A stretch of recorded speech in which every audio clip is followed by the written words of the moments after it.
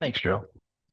Uh, those of you that don't know me, my name is John Szal, and I was at that very first dinner with Reverend Dr. Kennedy Schultz, the president of religious science. And I have been here for all of the ministers at Paoli from day one.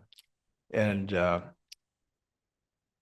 the first installation with Kennedy Schultz, I said to him, I was raised Catholic, and I'm still going to mass on Saturday afternoons, and then I'm coming to CSL on Sunday mornings. And he looked at me and said, "Yeah, I give you 6 months till you won't be bothered and go back on Saturdays anymore." And I thought, well, that's rather abrupt and rude, but he was right. As my spiritual needs were being met much more fully through religious science than any other teaching I had come into in that time. And I was in my late 30s, and I have used religious science for over 40 years now, starting out with the Science Mind magazine, and then through GPCSL. I used it in my business and my marriage, raising my child, our child, and it has been unbelievably successful for me.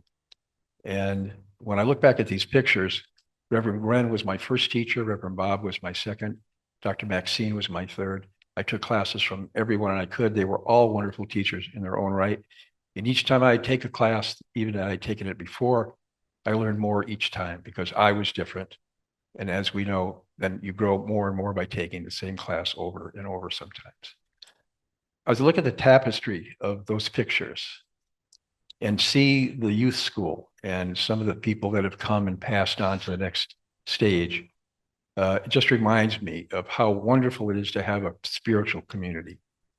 And while you can have Zoom and you can have individual spiritual work, all of which are necessary, having a sense of community is essential to your growth as a human being in contact with others who are like-minded.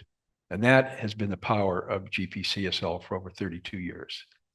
And it just reminds me how important it is to continue this in any way that we can, to change and grow with the times so that people like Jeff and Emily, who came up through the system, have a chance to bring their children up through that same system that allows open thought and openness of their hearts and their feelings to be who they want in a way that supports them and doesn't condemn them or judge them.